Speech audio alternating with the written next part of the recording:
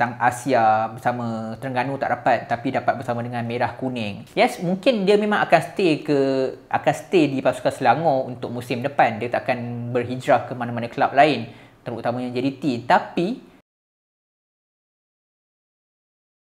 2-3 kali aku duk fikir nak buat ke tak topik ni. Aku tahu, aku faham.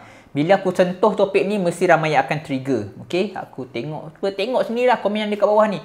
Confirm akan ada yang trigger dengan komen ataupun dengan topik yang aku nak bawa hari ini. Kita tak sembang pasal bola sangat, tapi kita nak sembang tentang player-player. Ini kira macam pendapat sendiri, okey. Based on performance, based on hasil yang kita nampak. So, ini mungkin salah satu conclusion yang aku boleh buat. Topik ni sangat-sangat mudah kita letak untuk topik sembang santai kita. Player-player yang mungkin akan dipanggil untuk menyertai pasukan Johor Darul Takzim. Faisal Halim. Ini confirm pasukan Merah Kuning. Boleh marah aku dekat banyak komen ni kan. Relax, ini kita sembang santai je.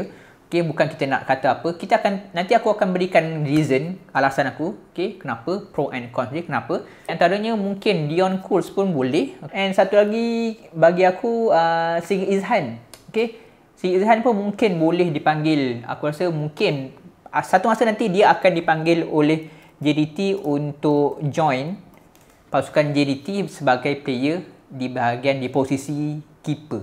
Okey, dalam banyak-banyak player tu semua, aku nak tekankan, aku nak fokus on Faisal Halim. Berkemungkinan dia boleh ataupun dia mungkin akan dipanggil oleh JDT ataupun dia boleh dipanggil oleh JDT untuk diserap sebagai pemain Johor Darul Takzim, tak kisahlah musim 2024 ataupun 2025. Kita tengok dekat sini. Apa punca ataupun apa reason yang kita boleh gunakan ataupun kita nampak kat sini. Kalau kita tengok dari segi pasukan Harimau Malaya kita, pasukan Malaysia sendiri. Okey, dalam kesebelasan utama yang sering digunakan oleh kita punya coach utama Kim Panggon, kita tengok dalam sebulan 2 bulan ni kan, pasukan Malaysia kita banyak mengharungi saingan-saingan antarabangsa. Okey, jalur-jalur FIFA yang sangat-sangat ketat. Banyaknya pemain yang digunakan oleh Kim Panggon yang dipanggil dalam skuad kebangsaan, boleh katakan 50-50 adalah player daripada JDT.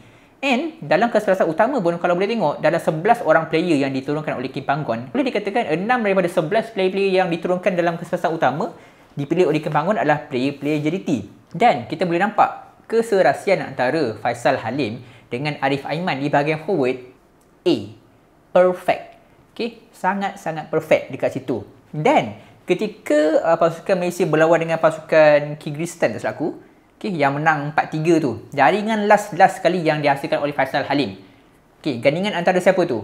Okay, Arif Aiman, Hendrik Dos Santos, Faisal Halim.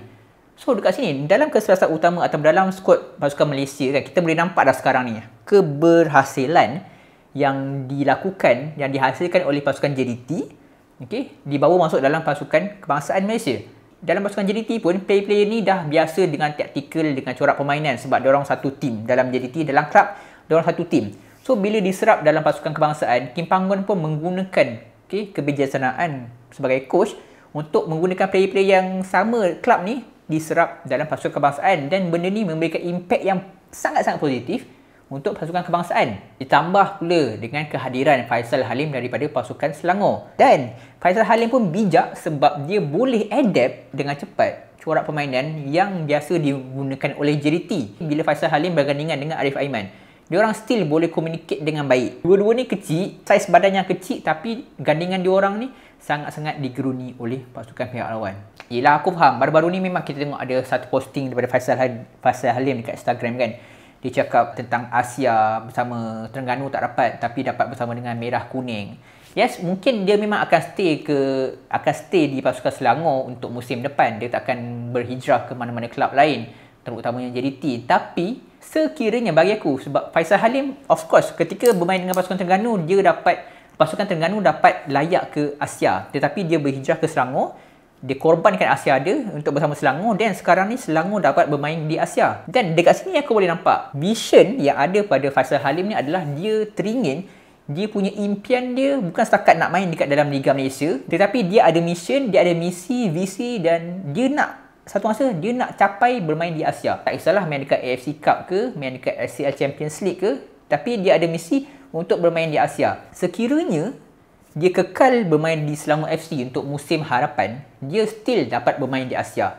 Dan kalau dia bermain ataupun dia mendapat offer daripada JDT dan JDT ambil Faisal Halim untuk join untuk musim harapan, Faisal Halim still dapat bermain di Asia. Dan bagi aku dekat sini, kalau Faisal Halim join JDT pun, benda ni ada satu peluang yang bagus untuk pasukan Malaysia juga kan. Sebab yelah, walaupun Faisal Halim bermain di Selangor, still boleh adapt dengan corak permainan ketika bermain dengan Harimau Malaya. Tapi kalau Faisal Halim join JDT, benda ni bukan setakat baik untuk JDT, tapi lebih memberi impak kepada pasukan Malaysia untuk musim harapan ketika berlawan di saingan Asia nanti untuk pasukan Malaysia. Win-win situation untuk pasukan JDT dan juga pasukan kebangsaan. Tapi persoalannya kat sini, apa yang dapat dekat Selangor? Apa Selangor FC akan dapat bila Faisal Halim ni pergi ke JDT? Bagi aku, kalau Faisal Halim pergi ke JDT, sama ada JDT boleh boleh transfer main secara pinjaman ke pasukan Selangor, dan benda ni pun boleh menjadi sebagai income untuk pasukan Selangor FC. Aku tak pastilah sama ada pasukan Selangor ni ada masalah financial ke ataupun tidak. Tapi kalau Selangor melepaskan Faisal Halim dan JDT terpaksa membayar sejumlah wang untuk tebus kontrak Faisal Halim, Selangor dapat income. Mungkinlah kan? Ataupun win-win situation kat sini, pertukaran pemain. Aku beli Faisal Halim dan aku loankan seorang player aku dekat Selangor. Mungkin macam tu boleh berikan kebaikan kepada pasukan Selangor. Kita tak tahu. Tapi bagi aku, kalau Faisal Halim join JDT, benda ni adalah benda yang baik. Bukan setakat untuk pasukan JDT. Pasukan Selangor pun boleh dapat benefit. Pasukan kebangsaan Malaysia pun boleh dapat benefit. So, jadi itu saja aku punya komen. Kita punya sedikit ulasan untuk Faisal Halim.